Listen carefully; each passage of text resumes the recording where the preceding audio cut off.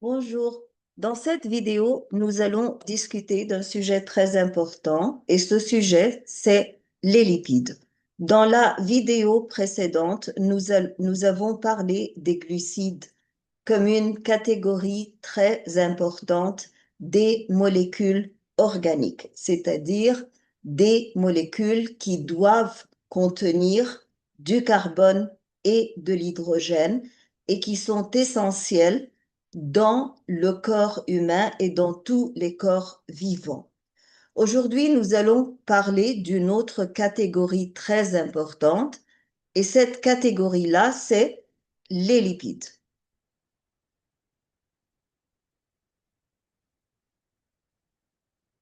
Qu'est-ce que c'est que les lipides? Les lipides représentent une classe diversifiée, c'est-à-dire qui contient beaucoup de types de molécules.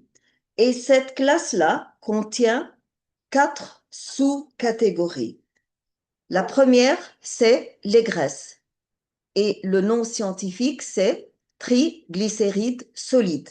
Nous allons expliquer dans cette vidéo pourquoi les graisses sont appelées triglycérides et pourquoi elles sont solides. Ensuite, nous avons la deuxième catégorie qui est les huiles. Et euh, les huiles sont appelées triglycérides liquides, ou le terme scientifique est triglycérides liquides. La catégorie numéro 3, c'est les stéroïdes. Les stéroïdes sont une catégorie différente de lipides et cette catégorie-là est différente parce que c'est une structure cyclique, c'est-à-dire une structure qui n'est pas linéaire et elle est formée chaque molécule est formée de 4 cycles de molécules organiques ou molécules organiques en cycle non linéaire et ces 4 cycles-là sont attachés les uns aux autres, donc fusionnés.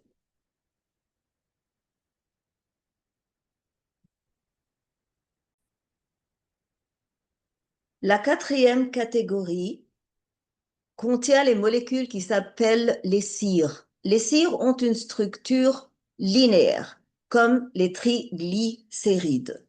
Et les cires sont des esters d'alcool, et nous allons voir ce que c'est qu'un ester à longue chaîne, c'est-à-dire les molécules contiennent un grand nombre, les molécules linéaires d'hydrocarbures ou d'hydrogène et de carbone contiennent un très grand nombre d'atomes de carbone, de 12 à 32, c'est-à-dire que ce ne sont pas des chaînes courtes comme on peut trouver dans les triglycérides, mais elles sont des chaînes relativement longues. Et l'ester est une liaison chimique organique qui est formée entre un alcool que l'on a défini dans la vidéo précédente et d'un acide gras que l'on va expliquer dans cette vidéo. Donc les cires sont des molécules linéaires, elles appartiennent aux lipides et elles sont des esters, c'est-à-dire qu'à l'intérieur, nous allons trouver une liaison chimique appelée ester. Elle est formée entre l'alcool et l'acide gras par condensation, c'est-à-dire en enlevant une molécule d'eau. Bien sûr, toutes ces molécules-là de lipides sont des molécules hydrophobes, c'est-à-dire qu'ils ne peuvent pas se dissoudre dans l'eau. Non seulement ils ne peuvent pas se dissoudre dans l'eau, mais ils vont s'accumuler quand il y a une surface de contact entre eux et entre l'eau parce qu'ils veulent minimiser ou diminuer leur surface de contact avec l'eau. Et donc, ce sont des molécules hydrophobes qui ne peuvent pas se mélanger avec l'eau. Nous allons commencer par les triglycérides. Le nom est divisé en un préfixe, tri, qui veut dire 3, et glycérides, c'est-à-dire qu'elles sont dérivées de la molécule qui s'appelle glycérol.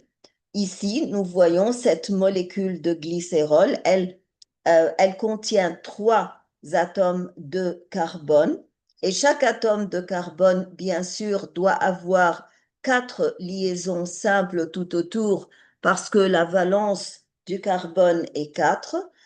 Et ici, on voit aussi que dans la molécule de glycérol, nous avons le groupement OH, qui est le groupement hydroxyle. Et puisque ce groupement OH est attaché à un atome de carbone par une liaison simple, donc c'est un alcool, comme on a expliqué dans la vidéo précédente. Mais ici, c'est un alcool qui contient 3 groupements hydroxyle.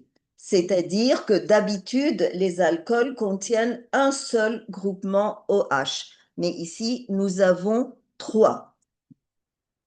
Et qu'est-ce qui se passe alors pour former les triglycérides? Les triglycérides sont formés d'une molécule de glycérol avec 3 molécules d'acide gras. Et nous allons voir ce que c'est qu'une molécule d'acide gras. Tout d'abord, c'est une molécule qui doit contenir à une de ses terminaisons, comme on le voit ici, un groupe carboxylique. Comment est-ce qu'on reconnaît ce groupe carboxylique? C'est parce que nous avons C, double liaison O, et ensuite C, simple liaison avec OH. Vous pouvez remarquer tout de suite que les 3 molécules ici qui vont faire ou qui vont réagir avec cette molécule de glycérol, elles ont toutes ce groupe fonctionnel carboxylique. Et on a dit dans la vidéo précédente qu'un groupe fonctionnel est un groupe qui réagit de la même façon dans toutes les réactions biochimiques. Alors, chaque molécule d'acide gras, bien sûr, c'est pas seulement le groupement carboxylique qui se trouve dans la molécule, mais nous avons le reste de la molécule que nous représentons ici par la lettre R. Et on écrit ici R1, R2, R3 pour montrer que cette chaîne R représente, ça c'est un symbole pour une chaîne d'hydrogène et de carbone qui peut être différente dans les 3 molécules, qui n'est pas nécessairement la même. Parce que si vous écrivez la lettre R seulement sans ce petit chiffre au-dessous, donc ça peut donner l'impression que cette chaîne d'hydrogène et de carbone va être la même dans les 3 molécules d'acide gras. Alors, qu'est-ce qui se passe? Nous voyons alors que nous avons ici une liaison et cette liaison-là, c'est une liaison d'ester, comme on vient de le dire. Et cette liaison, vous pouvez la reconnaître en trouvant cet atome d'oxygène qui a une liaison simple de chaque côté. Vous pouvez vous demander alors, est-ce que nous n'avons pas dit dans la vidéo précédente que cette liaison-là s'appelait une liaison glycosidique? Si vous vous rappelez, je vous ai dit que il n'est pas nécessaire chaque fois que vous trouvez cet oxygène avec 2 simples liaisons à droite et à gauche que ce soit une liaison glycosidique. Pour que ce soit une liaison glycosidique, vous devez avoir à droite un sucre et à gauche un autre sucre. Par exemple, un monosaccharide comme le glucose et un autre monosaccharide comme le fructose. Mais en cas d'ester, de liaison ester, vous allez trouver d'un côté l'acide gras et de l'autre côté, vous allez trouver une partie de la molécule de glycérol. Comment est-ce que ce polymère ou bien cette macromolécule s'est formée? C'est plutôt une macromolécule parce que si on dit un polymère, il doit y avoir des monomères ou des petites unités qui sont répétées. Comment est-ce que cette macromolécule ou cette molécule relativement plus grande a été formée à partir de 2 molécules ou plutôt de 4 molécules, la molécule de glycérol et les 3 molécules d'acide gras. Comment est-ce qu'elle a été composée? Par une réaction de condensation, c'est-à-dire que chaque fois, nous enlevons OH de l'acide gras, du groupe carboxylique de l'acide gras, et nous enlevons le H du groupe alcoolique OH de la molécule de glycérol. H et OH, ça fait une molécule d'eau. Mais vous devez répéter ça ici avec l'acide gras numéro 2 et avec l'acide gras numéro 3. Donc, le résultat, c'est que vous allez avoir 3 liaisons ester, mais en même temps, vous avez perdu 3 molécules d'eau pour faire ou achever cette condensation. Les stéroïdes, comme on vient de le dire, c'est une classe de molécules de lipides qui est caractérisée par la présence de 4 molécules cycliques, quelles que soient les branches qui originent de ces 4 molécules organiques cycliques. Les stéroïdes comprennent beaucoup de sous-catégories, mais elles ont toutes ce noyau caractéristique au centre de la molécule qui est formé, et par noyau ici, je veux dire une partie centrale qui est faite de 4 molécules cycliques. La cire est aussi une sous-catégorie de lipides, mais elle est très particulière parce qu'elle est formée d'un très grand nombre de... c'est une molécule très grande et cette molécule-là contient des cycles, mais aussi elle contient un très grand nombre de carbone et d'hydrogène.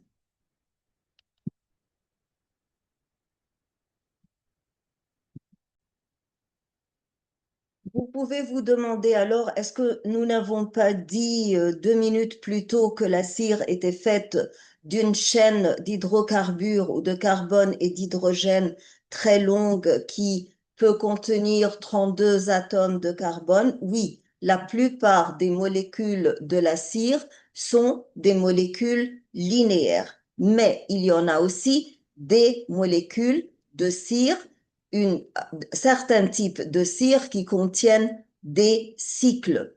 Le nombre n'est pas nécessairement 4, mais il y a des types de cires où les molécules où une partie de la molécule est cyclique, mais ça, c'est un détail qui n'est pas très important pour vous. Qu'est-ce que c'est que le glycérol? Le glycérol, comme je viens de le dire, est un alcool. Et c'est un alcool trihydroxylé parce qu'il contient 3 groupements hydroxyle. Donc, c'est un triol. Qu'est-ce qu'on veut dire par un triol?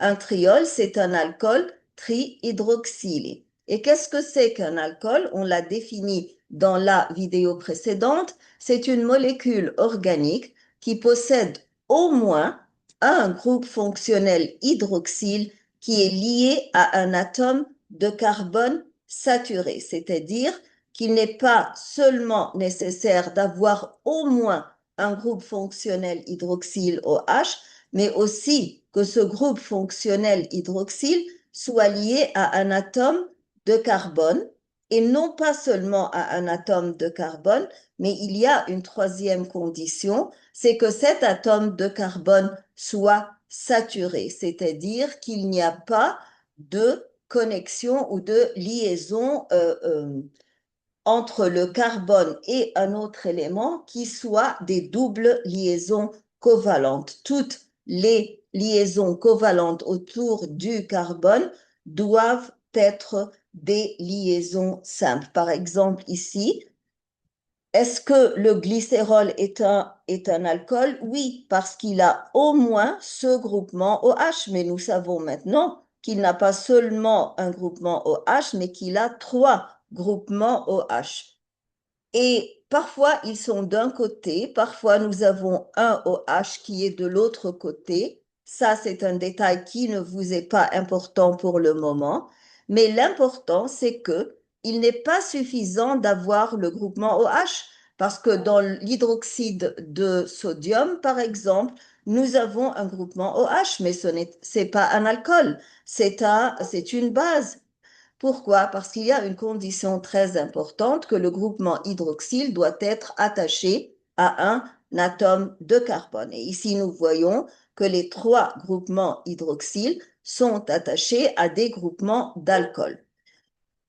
Mais est-ce que la troisième condition, elle aussi, est satisfaite? Oui, parce que le carbone ici, chacun des trois atomes de carbone que vous voyez sur le diagramme sont attachés par des liaisons simples aux éléments qui sont dans le voisinage. Qu'est-ce que c'est que les triglycérides alors? Les triglycérides, ce sont des molécules qui sont constituées d'une molécule de glycérol avec trois molécules d'acide gras. Et on vient d'expliquer cela, mais on va l'expliquer encore une fois en plus de détails. Ici, nous avons trois atomes de carbone et nous avons trois liaisons ester. Nous comprenons maintenant que chacune de ces liaisons ester veut dire qu'il y avait ici un groupement OH et ici un autre groupement OH. Un groupement OH dans le cadre jaune qui appartenait à l'alcool et un autre groupement OH dans le cadre bleu qui appartenait à l'acide gras. On a enlevé le groupement OH du groupe carboxylique ici, de l'acide gras, et on a enlevé l'atome d'hydrogène d'ici et nous avons enlevé donc une molécule d'eau et nous avons ainsi synthétisé une liaison ester. La même chose a été répétée dans la liaison numéro 2 et numéro 3, puisque nous avons trois acides gras qui sont liés à une seule molécule de glycérol, donc nous avons un triglycéride. Qu'est-ce qui est différent dans ce tableau? Ce qui est différent, c'est qu'on vous montre ici le symbole R représente quoi? Nous avons dit que R que l'on avait écrit ici dans le diagramme précédent représentait une chaîne d'hydrocarbures. Donc la formule générale, c'est CH2N CH3, c'est-à-dire que la fin de toutes les molécules d'acide gras doit être CH3. Et c'est logique parce que le carbone ici a une simple liaison avec ce carbone-là.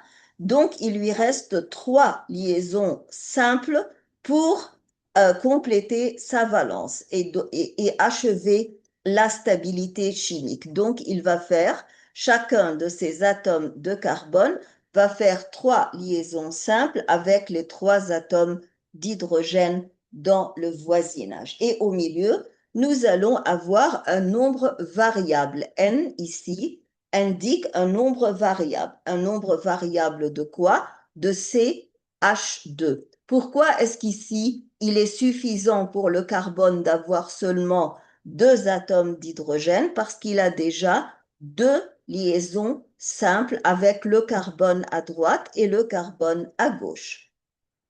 Donc, qu'est-ce que c'est que les acides gras? Quelle est la définition des acides gras? Ce sont des acides carboxyliques, juste comme les acides aminés ou les aminoacides étaient des acides carboxyliques. Donc, qu'est-ce que c'est qu'un acide carboxylique? C'est une molécule organique qui se termine par un groupe carboxylique que l'on vient d'expliquer, C, double liaison O, et aussi OH.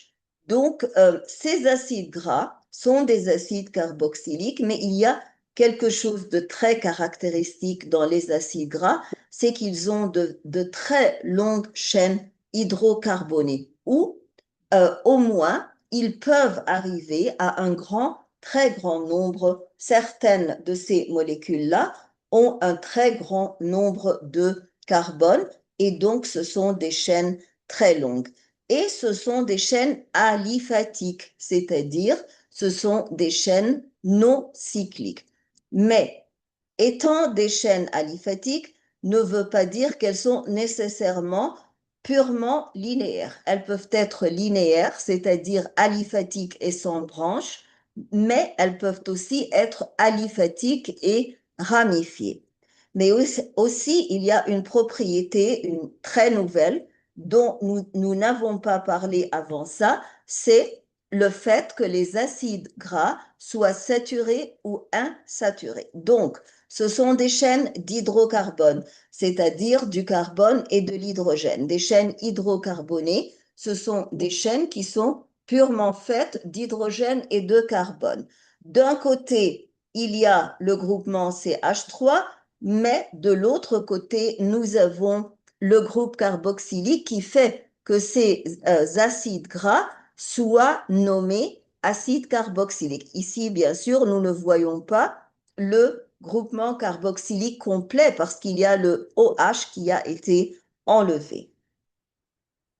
Qu'est-ce que c'est qu'un acide gras saturé? Mais tout d'abord, on va regarder cette molécule-là.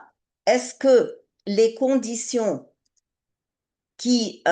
les conditions qui doivent être satisfaites dans une molécule d'acide gras sont satisfaites ici? Oui, nous avons une chaîne d'hydrocarbons ou hydrocarbures, c'est-à-dire de l'hydrogène et du carbone seulement. Et cette chaîne-là est linéaire ou aliphatique, c'est-à-dire qu'elle n'est pas cyclique. Ici, elle est aliphatique et non ramifiée, c'est-à-dire qu'elle n'a pas de branche, mais parfois vous pouvez avoir une branche qui origine de l'un des carbones, c'est-à-dire ici par exemple, vous pouvez avoir au lieu de l'hydrogène, vous pouvez avoir un groupe méthyle, par exemple CH3, ou vous pouvez avoir un groupe éthyle, CH3, CH2. Mais le CH3 est toujours dehors.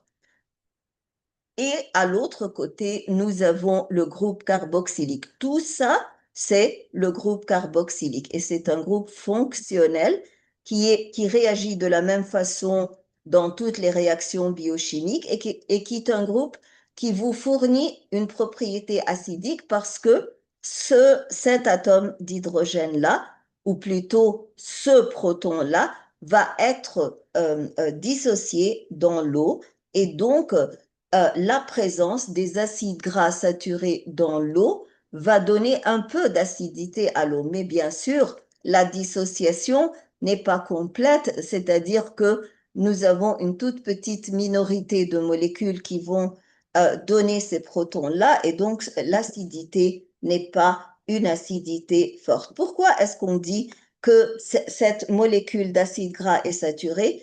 Parce que toutes les liaisons entre les atomes de carbone sont des simples liaisons. Il n'y a pas de double liaison.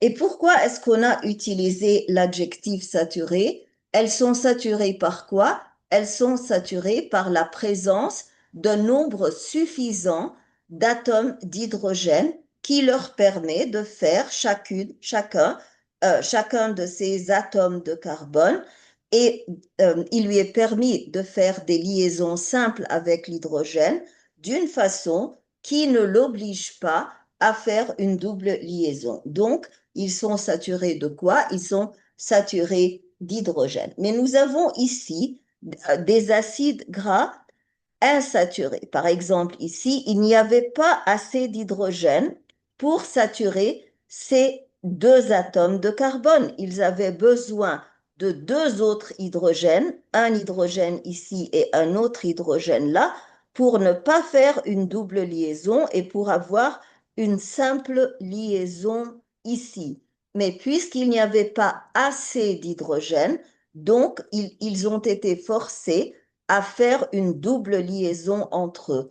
Donc, cet acide gras ou cette molécule est insaturée. De même que cette molécule aussi est insaturée, mais cette fois, il lui manque quatre hydrogènes, deux ici et deux là. Donc, il y a deux sites dans la molécule où les atomes de carbone ont été forcés de former des doubles liaisons et c'est pour ça que l'on appelle cet acide gras polyinsaturé.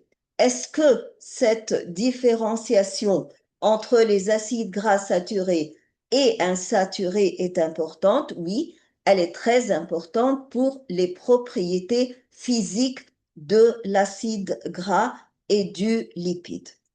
Qu'est-ce que c'est que les hydrocarbures? Un hydrocarbure est une molécule organique qui est simplement composée de carbone et d'hydrogène, pas d'autres éléments dans la molécule. Par exemple, ici, nous avons le méthane, CH4, et ici, nous avons l'éthane, C2H5. Donc, ces deux molécules-là, méthane et éthane, qui sont des molécules gazeuses ou des gaz, sont formées de simplement, exclusivement de carbone et d'hydrogène, et donc ce sont considérés des hydrocarbures. Et les atomes de carbone, donc, s'assemblent pour former le squelette, c'est-à-dire que le rôle des atomes de carbone, ici, s'ils sont plus qu'un atome, c'est de former le squelette de carbone. Et ensuite, les atomes d'hydrogène sont attachés tout autour. Donc, les atomes de carbone s'assemblent pour former le squelette du composé. Et ensuite, les atomes d'hydrogène s'y fixent selon de nombreuses configurations différentes, c'est-à-dire que ici, au lieu d'avoir par exemple simplement un atome d'hydrogène, vous pouvez avoir une branche ou une ramification, c'est-à-dire que vous pouvez avoir ici un méthyle ou n'importe quelle branche. Ici, vous pouvez voir un hydrocarbure saturé et ici des hydrocarbures insaturés. Les hydrocarbures saturés sont appelés des alcanes, alors que ceux qui sont insaturés sont ou bien des alcènes ou bien des alcynes. La différence est seulement dans cette lettre. C'est ou bien cette lettre E avec un accent grave ou cette Y. Un exemple d'alcane ou d'hydrocarbure saturé, c'est le butane et la formule du butane, c'est C4H10. Dans les hydrocarbures saturés, le nombre d'hydrogène est le double du nombre de carbone plus 2. Parce qu'ici, chaque atome de carbone doit être lié à deux atomes d'hydrogène tout le long de la chaîne, mais à la fin, aux deux terminaisons, vous avez deux atomes d'hydrogène additionnels. Dans les alcènes, nous voyons par exemple l'éthène, nous avons une liaison double, c'est pour ça qu'il est considéré que cet hydrocarbure est considéré insaturé, et la formule est C2H4, c'est-à-dire le nombre d'hydrogène, d'atomes d'hydrogène est exactement le double du nombre des atomes de carbone. Ici, nous avons une liaison triple et donc le nom doit contenir cette Y parce que ça appartient aux alcynes et donc le nom sera propine. Donc, un acide gras est une chaîne hydrocarbonée qui comporte un groupe carboxyle à son extrémité. Et c'est le groupe carboxyle qui fait que l'on considère cette molécule-là un acide. Et comme nous venons de le voir, les acides gras peuvent être ou bien saturés, c'est-à-dire que toutes les liaisons entre les atomes de carbone seront des liaisons simples, ou bien insaturés, c'est-à-dire que toutes les liaisons entre les atomes de carbone seront insaturées. Ici, nous voyons un diagramme ou un schéma pour l'acide gras saturé où il n'y a pas de double liaison. Ici, c'est un acide gras mono insaturé, c'est-à-dire qu'il y a une seule double liaison. Ici aussi, nous avons une double liaison, une seule double liaison. Mais quelle est la différence entre les deux? Cet acide gras insaturé est appelé un acide gras insaturé de la conformation trans, alors qu'ici, la conformation est cis. Quelle est la différence entre insaturé trans et insaturé cis? Quand ces deux atomes, disons par exemple que ce sont des atomes d'hydrogène, sont dans deux positions opposées de chaque côté de la liaison double, on appelle ça une liaison ou une position trans, alors que dans la position 6, les deux atomes d'hydrogène, qui sont en bleu ici, sont du même côté de la liaison double. Est-ce que ça fait une différence? Oui, naturellement, dans les propriétés physiques. Ici, nous avons une petite table de comparaison entre les acides gras saturés et les acides gras insaturés. Un acide gras saturé est un acide gras où il n'y a aucune double liaison entre les carbones. Donc, la chaîne d'hydrocarbures est saturée. Saturée en quoi? Saturée en hydrogène. Mais en cas d'acide gras insaturé, nous avons ou bien une monoinsaturée, un acide gras monoinsaturé ou polyinsaturé, c'est-à-dire dans les acides gras monoinsaturés, nous avons une double liaison. Dans les acides gras polyinsaturés, nous avons plusieurs doubles liaisons entre les atomes de carbone. L'état de l'acide gras en cas de température ambiante, c'est-à-dire par exemple à 37 degrés. Les acides gras saturés seront d'habitude solides, comme le beurre, par exemple. Mais en cas de liquide, bien sûr, à 37, ça ne serait pas solide. Mais nous parlons, par exemple, d'une température ambiante moyenne, comme 25 ou 28, par exemple. Le beurre, par exemple, contient des acides gras saturés. Il est solide à cette température, alors que les huiles, par exemple, qui sont composées d'acides gras insaturés, sont d'habitude liquides.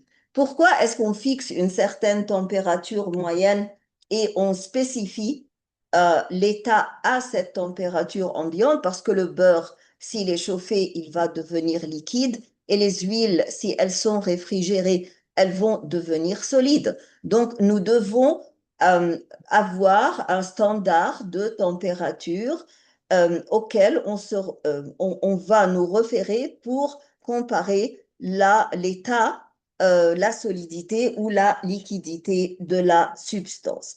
Les principales sources d'acides gras saturés sont d'origine animale. Par exemple, le beurre contient des acides gras saturés, le fromage, les viandes, la charcuterie et c'est intéressant ça, même les huiles, quand elles sont des huiles tropicales, parce que d'habitude, les huiles, comme on va expliquer tout à l'heure, sont formées d'acides gras insaturés, c'est-à-dire qu'il y a plein de doubles liaisons à l'intérieur.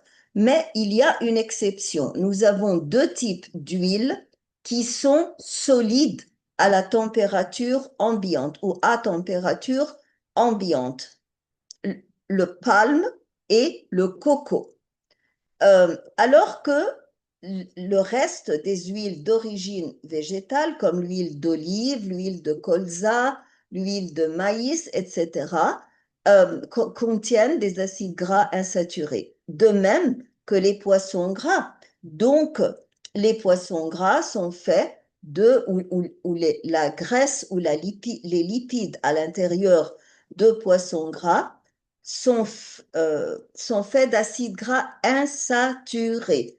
Et donc, ils améliorent votre profil lipidique, c'est-à-dire que les huiles et les lipides qui sont présents dans les poissons gras ne sont pas dangereux. Quel est l'impact sur la santé? L'impact sur la santé, bien sûr, les acides gras saturés en excès, c'est-à-dire le surplus, va augmenter le mauvais cholestérol. Qu'est-ce que c'est que le mauvais cholestérol, c'est ce que vous trouvez dans les analyses de sang sous le nom de LDL.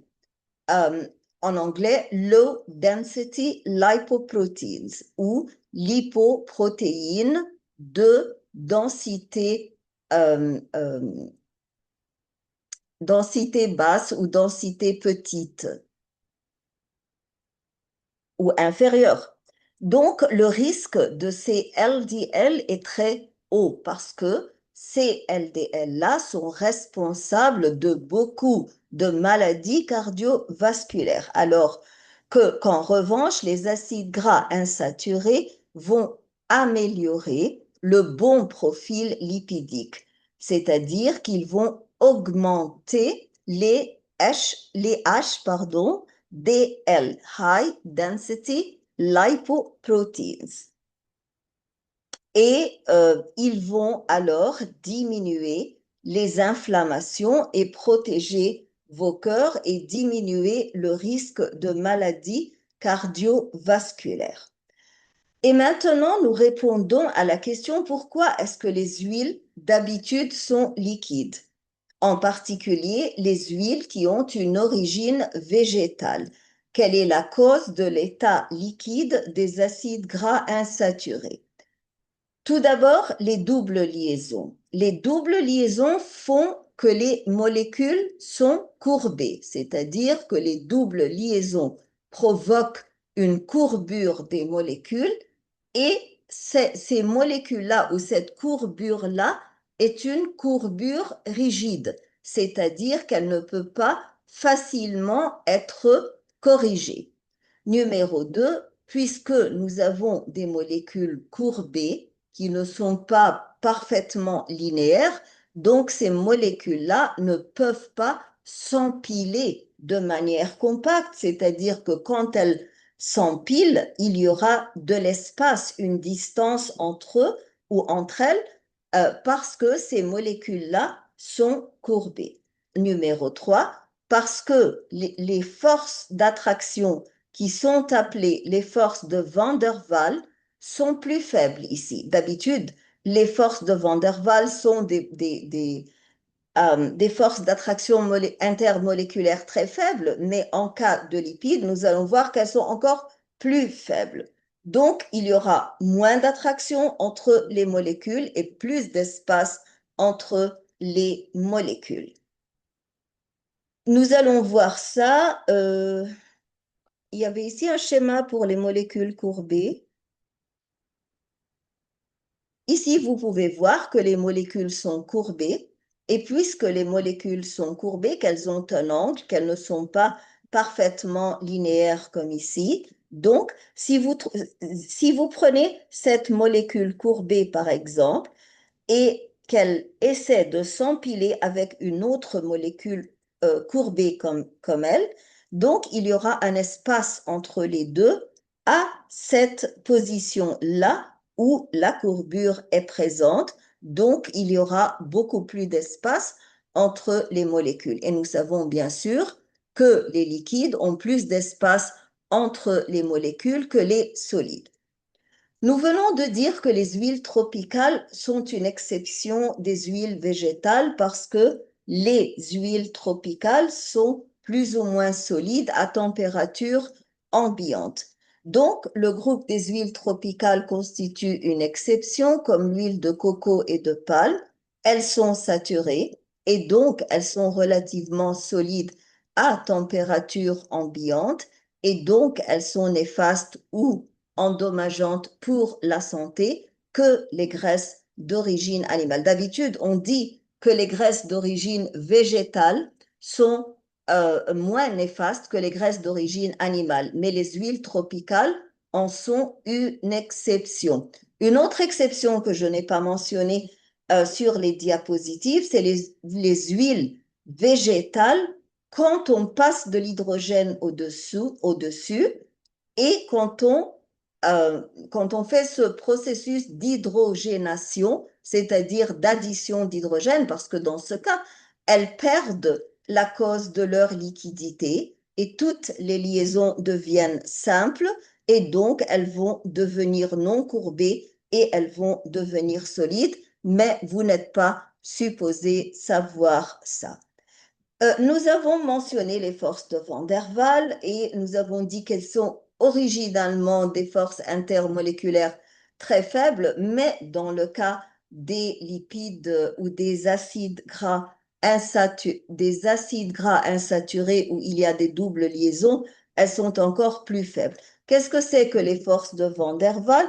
Les forces de Van der Waals sont des interactions très faibles, des interactions électriques, c'est-à-dire des forces d'attraction ou des forces de répulsion à cause de charges électrostatiques électriques, donc, qui s'exercent entre des molécules ou entre des atomes neutres.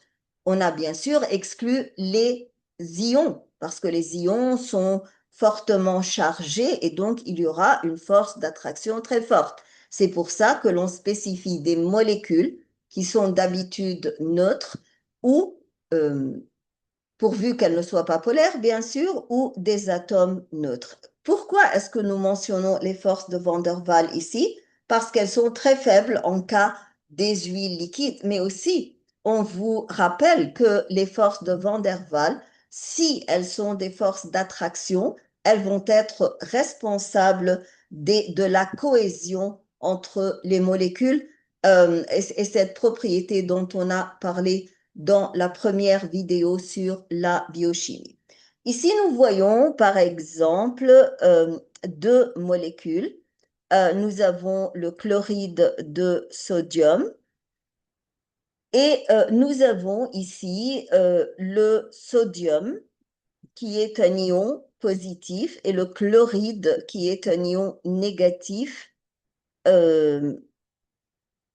Alors, je ne comprends pas pourquoi est-ce qu'on a une charge partielle ici. Ça, c'est un vrai ion positif et ça, c'est un vrai ion négatif. Et la force entre eux n'est pas une force Van der Waals, mais c'est une force électrostatique très forte.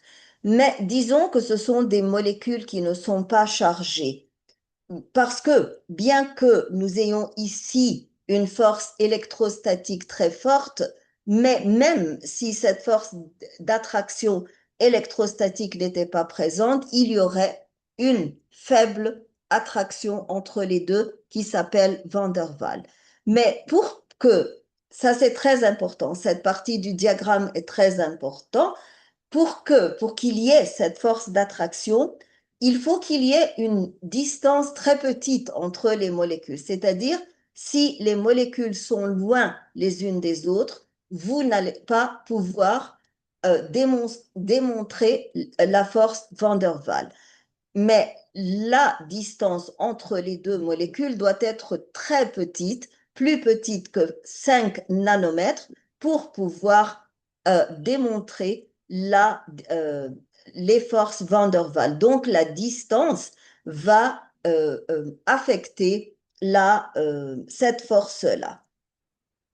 Ici, nous voyons comment les forces Van der Waals se font, c'est-à-dire ici, nous avons deux atomes, et quand les deux atomes sont à distance très proche les uns des autres, ou ici, nous avons un atome, mais ça pourrait être une molécule, il y a une force très faible entre eux que l'on appelle la force de Van der Waals. Qu'est-ce qui se passe pour que la force de Van der Waals euh, euh, se voit ou s'achève si la distance est très petite? Donc, le noyau d'un atome, de l'atome numéro 2, ici, va attirer les électrons de l'autre atome.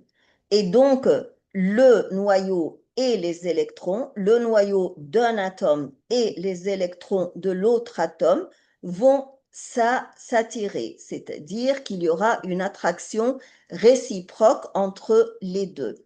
Alors que ces électrons-là vont répulser les électrons de l'autre atome et ce noyau-là va répulser le noyau de l'autre atome. C'est pour ça que les charges opposées de ce noyau et de ces électrons vont s'attirer, alors que le reste des charges dont l'atome va s'éloigner à cause de la répulsion, comme je viens de l'expliquer. Et maintenant, nous parlons de la troisième catégorie des lipides qui est les hormones stéroïdiennes.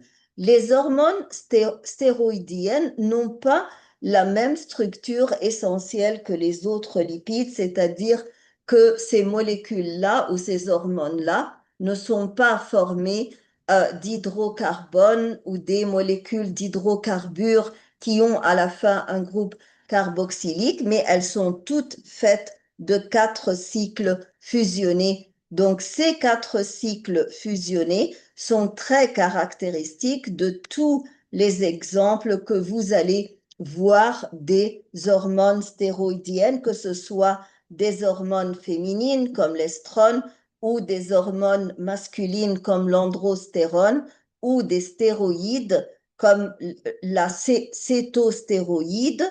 Elles ont toutes ces 4 cycles fusionnés. Donc, les hormones stéroïdines peuvent être classées comme suit: les estrogènes, par exemple l'estradiol et l'estriol, qui sont des hormones féminines, les androgènes, testostérone et androstérone, qui sont des hormones masculines, les progestogènes, qui sont encore des hormones féminines qui se trouvent dans le sang dans la deuxième moitié du cycle menstruel, par exemple progestérone. Ensuite, nous avons les corticoïdes, nous avons les glucocorticoïdes qui sont des hormones qui régulent là ou qui contrôlent le niveau de glucose dans le sang et qui sont bien sûr des anti-inflammatoires très forts comme la cortisone et corticostérone. Et ensuite, nous avons les minéralocorticoïdes qui sont intéressés principalement au niveau de sodium et de potassium dans le sang et donc ils affectent la tension du sang comme l'aldostérone. Ils régulent l'équilibre hydrosodé, c'est-à-dire l'équilibre du chlorure de sodium et de l'eau. Les glucocorticoïdes et les minéralocorticoïdes, comme on vient de l'expliquer, appartiennent à une classe d'hormones stéroïdiennes appelées les corticostéroïdes. Donc, nous avons les hormones de sexe, comme les estrogènes, les progestogènes, qui sont féminines, et les androgènes, qui sont des hormones masculines, et nous avons les corticostéroïdes. Les corticostéroïdes se divisent en glucocorticoïdes et minéralocorticoïdes. Mais nous avons aussi le dernier qui est le cholestérol, qui est très important. Le cholestérol est d'habitude lié aux maladies cardiovasculaires, donc on attache toujours le cholestérol aux maladies, mais le cholestérol a un rôle très important ou plusieurs rôles très importants dans notre corps. La première fonction très importante, c'est qu'il est le précurseur de la testostérone, c'est-à-dire que notre corps humain ne peut pas synthétiser la testostérone sans avoir une base de cholestérol. Mais il y a une autre fonction très importante dans la membrane plasmique. Le cholestérol se trouve dans la membrane plasmique des cellules animales.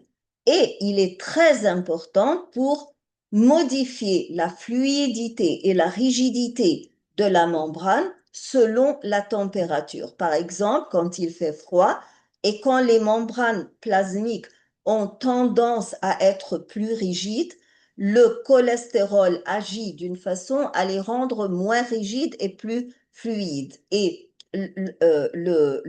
la fonction opposée s'achève pendant l'été. Mais naturellement, ce n'est pas seulement le cholestérol qui régule la fluidité de la membrane plasmique en été et en hiver, mais aussi certaines enzymes qui sont sécrétées par la membrane elle-même et qui changent le nombre de doubles liaisons dans les queues hydrophobique de la membrane. Le cholestérol est aussi responsable de changer l'épaisseur de la membrane, la compressibilité de la membrane et la perméabilité à l'eau de la membrane, mais vous n'êtes pas supposé connaître les détails.